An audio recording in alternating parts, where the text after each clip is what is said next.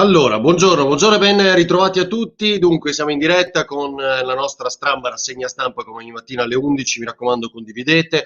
Ciao a tutti, salutiamo un po' di amici che già ci hanno raggiunto. Antonella, ciao, buongiorno, ben trovata. Oggi è una giornata pazzesca, poche notizie sui giornali, secondo me. Molta fuffa in attesa della giornata di domani, ora vi spiego perché, insomma, però ci sono un paio di aspetti che merita che sottolineiamo su quello che viene raccontato proprio dai giornali. Buongiorno Ferdinando, lo ascolto sempre volentieri, grazie di cuore Romana. Ciao Roby, ben trovato. Nicola, ciao Rossella. Ultime le tristi notizie, dici un po' anche perché secondo te Rossella. Gabriele, buongiorno. Walter, bel fanciullo, speriamo che oggi porti buone notizie. Walter, sei oggi speriamo, ma vediamo un pochino.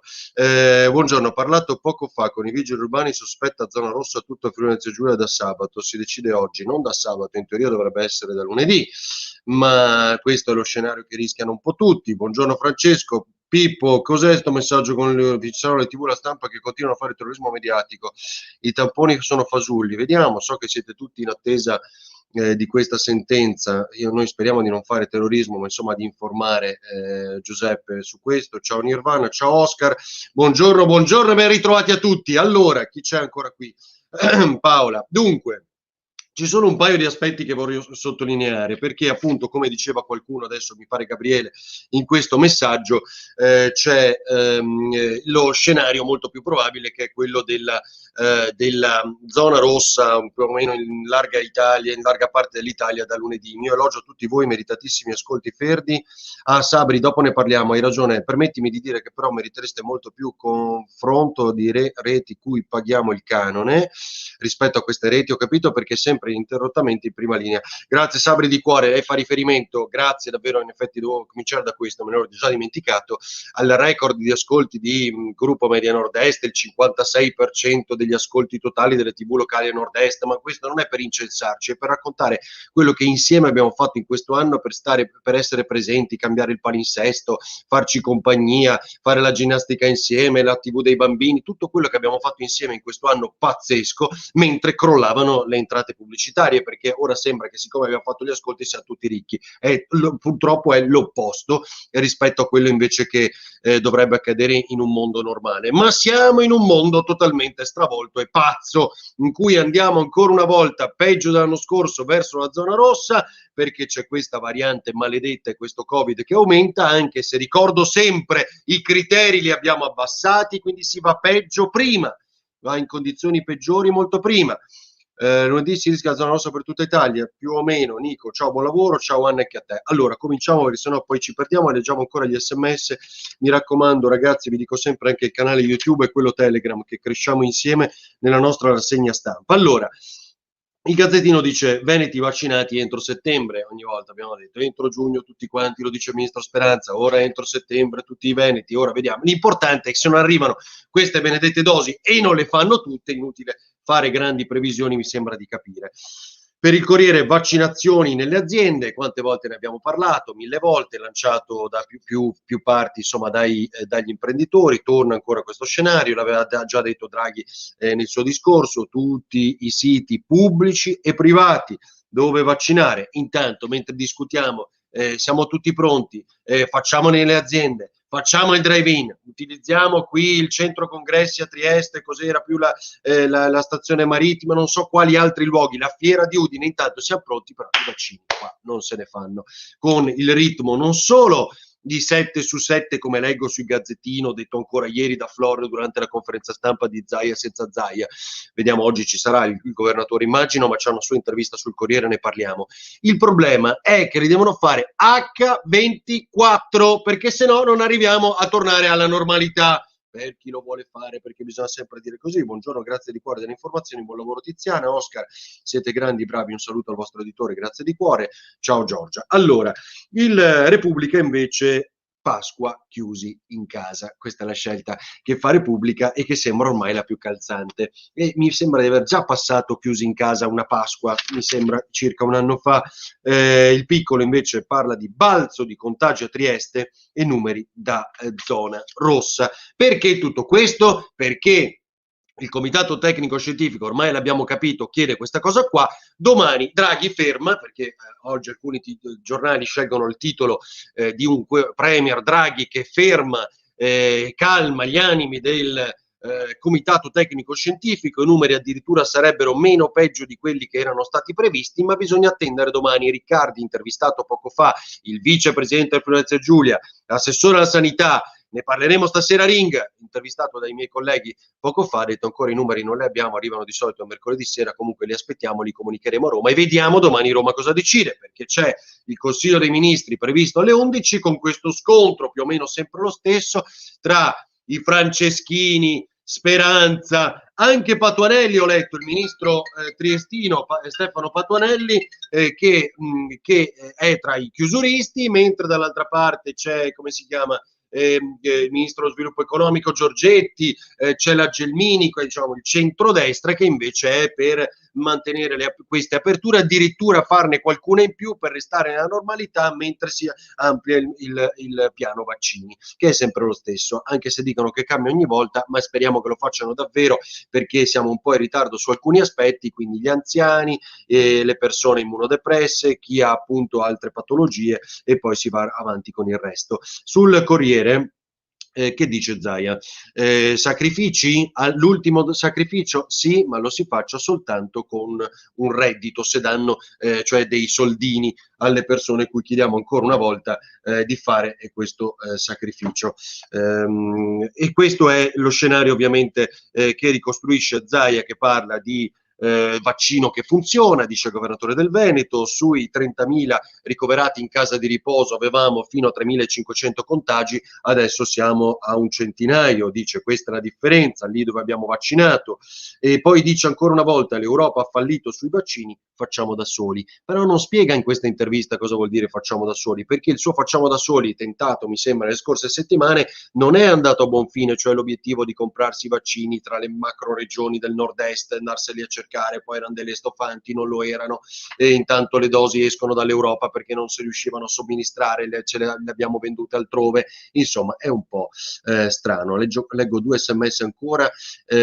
Ora il mio sarcasmo, Letta sul Office che ha il partito nel cuore, ma io penso che gli brucia ancora il sederino. Sì, il tema è Enrico, stai sereno. Vaccinare tutti con i numeri produttivi che ci sono oggi servono più di 18 mesi. Ah, ma sicuro, ma anche di più, Nicola. Per quello dobbiamo fare 700.000 vaccinazioni al giorno, almeno. Enrico che dice, vigile, attesa e tachipirina uguale morte. Sì, le cure domiciliari, vero che non ci sono di fatto. Ora il mio caso Letta dice che il partito nel cuore, si dice il suo PD, gli brucia ancora, abbiamo capito. Lo Stato e le sue scelte sono la causa dei decessi, va pesantissimo Enrico, per ora ha cambiato poco rispetto a Conte, ne parlavamo anche l'altra sera, e non segue i protocolli salvavita. Qui ancora Gabriele, firmato accordo per arruolare 70.000 odontoiatri, infermieri, farmacisti per fare i vaccini. Questo è importante anche perché in realtà si va avanti sul fronte appunto del coinvolgimento di altre forze per questa vaccinazione, ma il problema è che è passato, da quant'è in carica Draghi? È passato quasi non dico un mese, ma insomma quasi, cioè è la priorità andare avanti con questo schema delle vaccinazioni.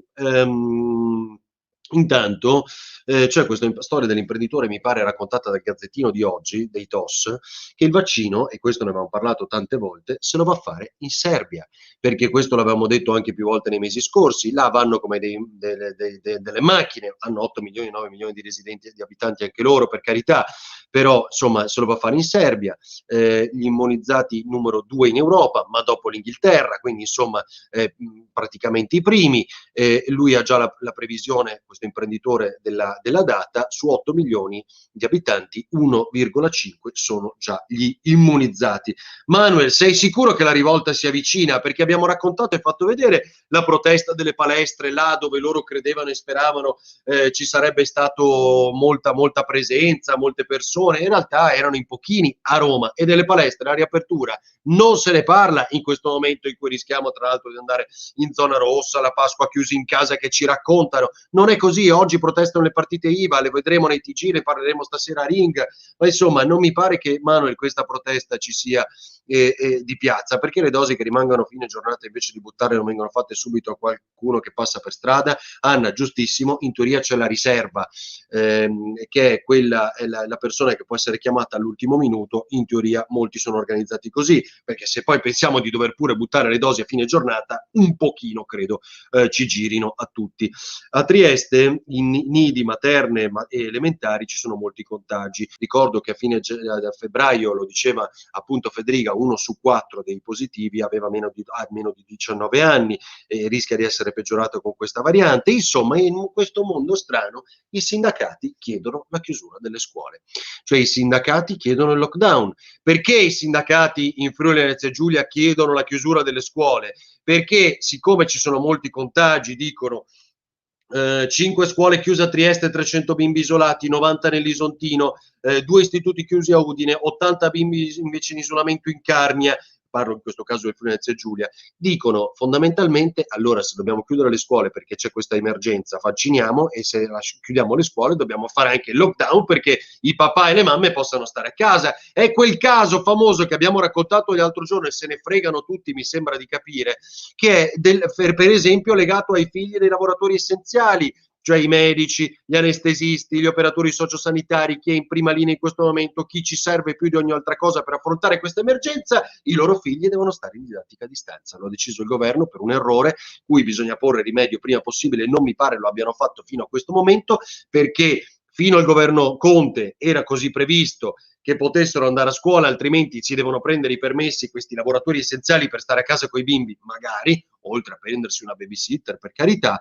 Ma oggi veramente toglierli a quel lavoro per stare a casa con i bambini che non hanno più la deroga per andare a scuola ma devono stare in casa come tutti gli altri sarebbe assurdo.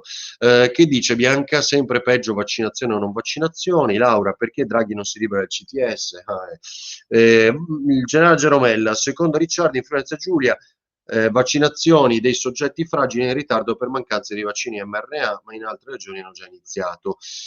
Paola, vacciniamo, ma i vaccini in Europa li esporta. Brava, esattamente. Rossella, che dici? Ovvio, altri bimbi stanno con i nonni, anche questo è vero, altrimenti. Il problema è che il CTS non è formato da virologi, dice ancora Anna.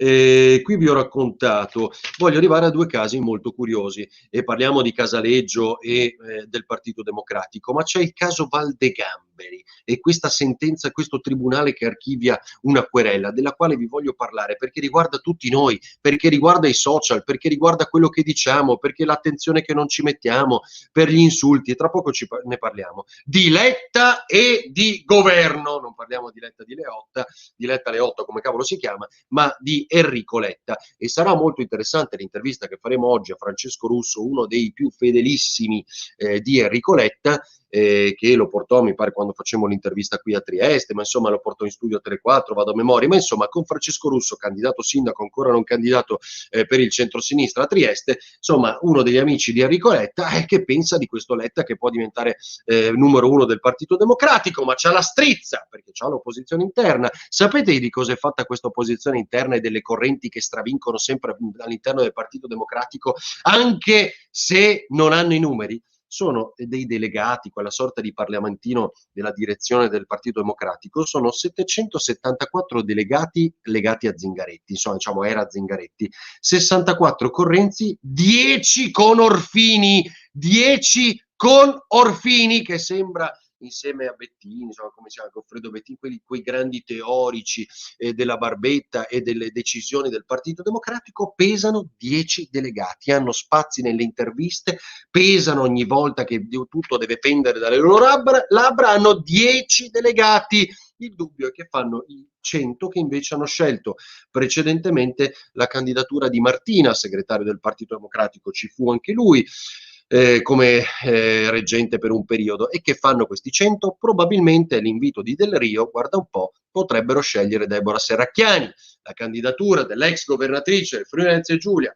oggi parlamentare, e un uccellino con una ricostruzione cattiva mi dice lei lo vorrebbe, però sta cercando di capire se vale la pena candidarsi per prendere il 20% in assemblea, cioè questo sostegno e magari non avere la vittoria, ma questo ovviamente ha l'obiettivo di potersi assicurare una futura candidatura di nuovo al Parlamento e che ora non è assicurata. Queste sono le cattiverie, lato PD, insomma non è detto che sia realmente così o che voglia candidarsi, ma qualcuno spende il suo nome perché oggi bisogna avere una donna alla guida del Partito Democratico. Vabbè, velocissimamente vi racconto il caso di Casaleggio che detta ancora le regole, fa il suo fight club, le Casaleggio rules, quindi quelli dei nudi e puri, duri e puri, come si dice, di una volta, i grillini che oggi non sono più perché sono diventati un'altra cosa, un solo mandato, e i certificati, tutte quelle cose lì che lui dice in questa sorta di regole. E indovinate chi commenta l'obiettivo di Casaleggio, che è quello di piazzare ancora la piattaforma Rousseau da qualcuno, l'abbiamo detto ieri, modello Duna da 100.000 chilometri, e che Maurizio vendeva chiamate ore pasti, e gli hanno detto Maurizio, dormi, magna tranquillo. Ecco, questa piattaforma Rousseau che non vuole nessuno, non vuole più manco il Movimento 5 Stelle, c'è una tale Lombardi che così commenta. Peccato insomma, perché Gianroberto credeva nella politica fatta senza soldi. È un peccato che c'è chi vuole fare business con Rousseau, e lo dice la Lombardi, cioè una grillina, una che usava Rousseau, uno che lo difendeva quando gli altri partiti dicevano che era una cosa assurda, che non andava bene, che era sbagliato. Oggi la Lombardi dice che Casaleggio vuole fare business con Rousseau. Cosa dice Tiziana? Aumentano i contagi in proporzione alle vaccinazioni, nelle scuole hanno cominciato a vaccinare, il corpo insegnante ed è noto dopo vaccinati si può contagiare, indagherei sulla proporzione. Aldo, che dice Aldo? Ciao, buongiorno. Nessuna nuova con il governo Draghi, ci chiudono anche loro, erano capaci anche gli altri, su questo è abbastanza evidente. Cristian, ciao anche a te. Laura, Bettini in primis. Edo, che dice Edo? Ormai non sanno più cosa pigliare, non ne prendono una. Bianca, mitica, questo è importante, il segretario del PD, non la gente che fra un po' avrà soldi da mangiare, ma tante sono in Italia. Ho capito, però è un dibattito politico anche questo, parliamo tutti i giorni dei disastri. Debbie è una renziana, qui parla di Serracchiani, siamo sempre là, gira e rigira. Matteo è sempre in mezzo alla minestra e tira i fili del teatrino. Così renziana non la vedo la Serracchiani. Il caso Valdegamberi, ve lo racconto rapidamente anche perché siamo già lunghissimi. È stata archiviata dal Tribunale di Roma una querela. Perché questa querela?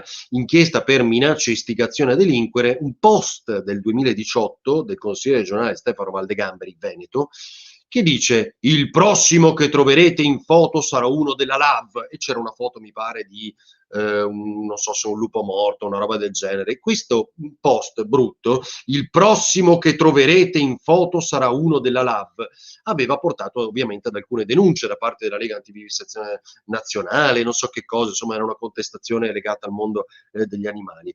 E le motivazioni per cui viene archiviata questa denuncia, questa querela, è così, con questa dicitura. È noto che, guardate, che non la trovate ovunque, è solo sui quotidiani del Veneto questa cosa, è noto che i commenti social, scrive il Tribunale di Roma, i commenti social siano caratterizzati da una più ampia libertà e possono essere valutati con maggiore leggerezza.